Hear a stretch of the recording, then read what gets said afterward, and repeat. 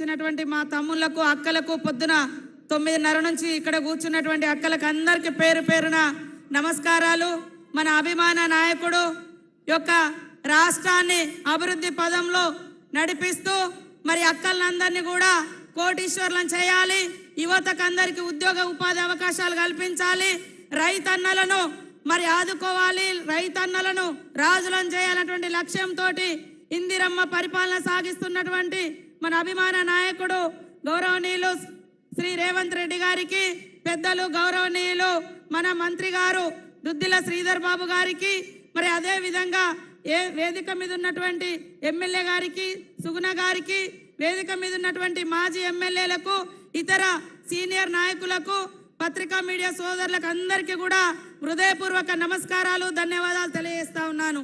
ముఖ్యంగా 10 సంవత్సరాలుగా BRS party, TRS party ప్రజలకు దూరమై ప్రజల ఆకాంక్షలకు అనుగుణంగా పరిపాలించలేదు కాబట్టే మీరు పక్కకు పెట్టడం జరిగింది. ఇప్పుడు మోడీ బీజేపీ కూడా గత 10 సంవత్సరాలుగా ఈ రాష్ట్రాన్ని పరిపాలిస్తుంది. అయ్యా నువ్వు ఏం చేసినవో చెప్పవయ్యా అంటే ఆయన ఏం చేసింది చెప్పలేక, చెప్పుకోవడానికి ఏం లేక కాంగ్రెస్ పార్టీ మీద రకరకాల కుట్రలు చేసి, కాంగ్రెస్ ప్రభుత్వాలను కూల్చే కుట్రలు చేసి, అదే విధంగా కాంగ్రెస్ లో ఉంటే అవినీతి పరులంట, కాంగ్రెస్ నుంచి పక్కకు పోతే మరి వాషింగ్ పౌడర్ నిర్మా అంట, పక్కన మహారాష్ట్రలో అశోక్ చవాన్ అనేటువంటి సీఎం ఉంటే కాంగ్రెస్ పార్టీలో ఆయన మీద కేసు పెట్టారు. వాళ్ళ పార్టీలో పోగానే ఆయనకు రాజ్యసభ ఇచ్చి ఢిల్లీకి పంపారు. మరి ఇవాళ ఏమంటున్నాడు, కాంగ్రెస్ వస్తేనట పేదోళ్ళ దగ్గర పుస్తకాలు గుంజుకోనట ఇంకొక ముస్లిం కమ్యూనిటీకి ఇస్తారంటారు. అరే ఏమైనా బుద్ధి ఉందా మోడీ గారు? నీకు ఒక రాజ్యాంగబద్ధమైనటువంటి పదవుల్లో ఉండి నువ్వు 10 ఏళ్ళు ఈ రాష్ట్రానికి, ఈ దేశానికి, ఈ ప్రజలకు ఏం చేసినవో చెప్పు, మేము ఇవాళ చెప్తాం. మరి నువ్వు హిందువుల పార్టీ అని అంటున్నావు కదా, హిందువులకు గుడిలో దేవుణ్ణి మొక్కుతే కనీసం అగరబత్తి మీదనైనా నువ్వు జిఎస్టీ వేయకుండా ఫ్రీగా అగరబత్తి ఇస్తానని నేను అడుగుతా ఉన్నా.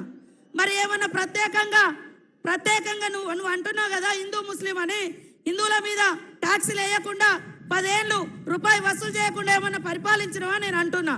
కానీ కాంగ్రెస్ పార్టీ ఈ దేశంలో ఉన్నటువంటి ప్రతి ఒక్కరి కష్టాలను పేదోళ్లకు దగ్గరగా పరిపాలించి ఈ 70 సంవత్సరాల కాలంలో మరి ఆహార భద్రత చట్టం తీసుకొచ్చి 81 కోట్ల మందికి రేషన్ కార్డులు ఇచ్చింది. పని లేనటువంటి వాళ్లకు ఈ కులము ఆ కులం అని కాకుండా ఉపాధి హామీ చట్టం తెచ్చింది.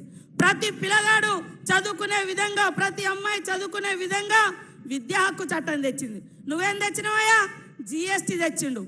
జిఎస్టీ తెచ్చి ఈ 9-10 సంవత్సరాల కాలంలో దేశవ్యాప్తంగా పేదల నుంచి 54 లక్షల కోట్ల రూపాయలు పన్నుల రూపంలో వసూలు చేసిరు. కానీ కాంగ్రెస్ మహిళలకు లోన్లు ఇచ్చింది. మహిళలకు 500కే ఆనాడు కాంగ్రెస్ ఉన్నప్పుడు ఇళ్లల్లో మరి గ్యాస్ సిలిండర్ ఇచ్చి అక్కల కష్టాలు తీర్చింది. మరి అదేవిధంగా రైతన్నల రుణమాఫీ ఏకకాలంలో చేసింది. ఇందిరమ్మ ఇండ్లు ఇచ్చింది, బడులు ఇచ్చింది, గుడులు ఇచ్చింది, మడి ఇచ్చింది. ఇవాళ వ్యవసాయ రంగాన్ని అద్భుతంగా ఇవాళ కడెం ప్రాజెక్టు కావచ్చు ఆదిలాబాద్లో, మరి శ్రీరామ్ సాగర్ నిజామాబాద్లో కావచ్చు, ఇవన్నీ తెచ్చినాం. మీరేం తెచ్చిరా? ఒక్కటన్నా ఇవాళ ఏమన్నంటే అయోధ్య పేరుతోటి ఊరూర్లో వసూలు చేసుకున్నారు, తీసుకుపోయి అక్కడ కట్టిరు, సంతోషం. కానీ మాకేమిచ్చిర్రు? ఊళ్ళల్లో ఏమిచ్చిర్రు? ఇల్లు ఇచ్చిరా? తమ్ముళ్ళు ఉద్యోగం ఇచ్చిరా? రుణమాఫీ చేసిరా? మరి 2019లో రైతన్నలకు అందరికీ 2000 రూపాయల చొప్పున పెన్షన్ ఇస్తా అన్నారు, ఇచ్చిరా? 2000 ఉద్యోగాలు ఇస్తాం సంవత్సరానికని 22 కోట్ల ఉద్యోగాలు అని చెప్పి ఆ లెక్కన 20 కోట్ల ఉద్యోగాలు రావాలి మనకు. వచ్చినాయా? మా అక్కలు మరి జన్ధన్ ఖాతాలు దన్ తెరవండి అని చెప్పిండు మోడీ. కనీసం 15 లక్షలు వేస్తా అన్నాడు, వేసిండా? ఏమి వేయలే. ఏమన్నంటే కొట్లాటలు పెడుతున్నాడు, చేసింది ఏమి లేదు చెప్పుకోవడానికి. కాబట్టి దయచేసి ఇవాళ భారత రాజ్యాంగాన్ని తీసుకొచ్చింది కాంగ్రెస్. ఇవాళ మోడీ ప్రధానమంత్రి, ఒక ఛాయవాలా నేను ప్రధానమంత్రి అయినా అని చెప్పుకుంటున్నాడు. అలాంటి స్వేచ్ఛనిచ్చినటువంటి భారత రాజ్యాంగాన్ని తీసుకొచ్చింది కాంగ్రెస్. ఇవాళ ఆ రాజ్యాంగాన్ని ప్రమాదంలో పెట్టి భారతీయుల యొక్క ఆత్మ గౌరవాన్ని దెబ్బతీస్తూ ఎస్సీ, ఎస్టీ, బీసీ, మహిళా, మైనార్టీ మనిషి అనుకునేటువంటి ప్రతి ఒక్కరికి ఇవాళ భారత రాజ్యాంగంలో హక్కులు రాయబడ్డాయి. ఆ హక్కులన్నింటిని కాల రాయడం కోసం ఇవాళ భారత రాజ్యాంగాన్ని పక్కన పెడుతున్నారు. కాబట్టి మా అక్కలారు ఆలోచించండి.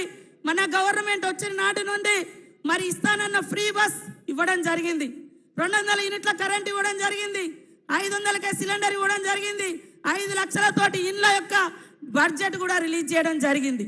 ప్రతి ఒక్కటి గ్యారంటీల గ్యారంటీ రేవంత్ రెడ్డి గారు, గ్యారంటీల గ్యారంటీ ఇందిరమ్మ పాలన. కాబట్టి మాట ఏదైతే ఇస్తామో అది తప్పకుండా నిలబెట్టుకుంటాం. ఈ 10 సంవత్సరాలు ఆదిలాబాద్ జిల్లాకు ఏం చేసిరు? ఇవాళ ఈ జిల్లాలో ఐటీడీఏలు వచ్చినా, ఉద్యోగాలు వచ్చినా, మరి అదే విధంగా అనేక రకాల ఫండ్స్ వచ్చినా కాంగ్రెస్ తోటి వచ్చింది తప్ప ఈ బీజేపీ బీఆర్ఎస్ ఏం వేయలేదు. ఇంకా 5 ఏళ్ళు మన ప్రభుత్వం మీద ఉంటుంది.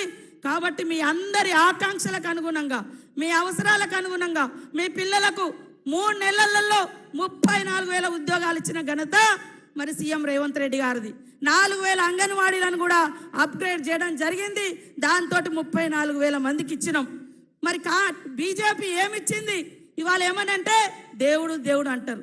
దేవుడు ఇవాళ గుడిలో ఉండాలి, భక్తి గుండెల్లో ఉండాలి.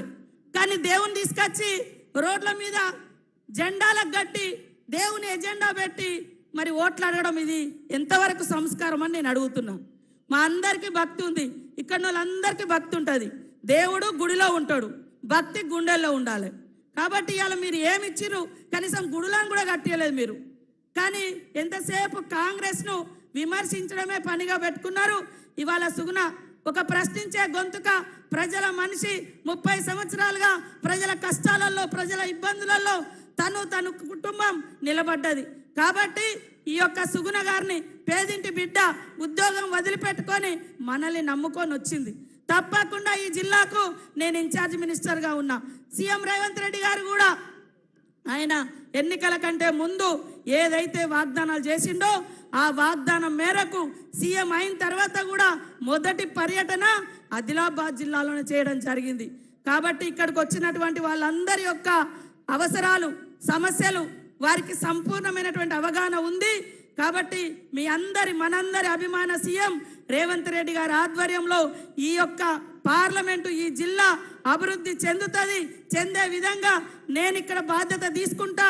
అక్కడ సీఎం గారు ఉన్నారు, ఇక్కడ ఆత్రం సుగుణ గారి చేతి గుర్తుకు ఓటేసి గెలిపియాలని పేరు పేరున మా అక్కల్ని, మా తమ్ముళ్ళని, మా అన్నల్ని అందరినీ కోరుకుంటా ఉన్నాం. ఇవాళ రాజీవ్ గాంధీ గారి కుటుంబం, ఇందిరమ్మ కుటుంబం, రాజీవ్ గాంధీ గారు చనిపోయి మరి 34 సంవత్సరాలు అయింది. ఆ రోజు నుంచి ఈ రోజు వరకు ప్రధానమంత్రి పదవులలో వాళ్ళు లేరు. కానీ దేశం కోసం కష్టపడుతున్నారు, రాష్ట్ర ప్రజల హక్కుల కోసం కష్టపడుతున్నారు. కాబట్టి ఒక్క అవకాశం ప్రజాస్వామిక పోరాట యోధుడు, రాజ్యాంగాన్ని కాపాడే లక్ష్యంతో పోరాడుతున్నటువంటి రాహుల్ గాంధీ గారిని ప్రధానమంత్రిని చేద్దాం. పేదల పరిపాలన దేశమంతా నిర్మించుకుందామని తెలియజేస్తూ ఇక్కడికి వచ్చినటువంటి మీ అక్క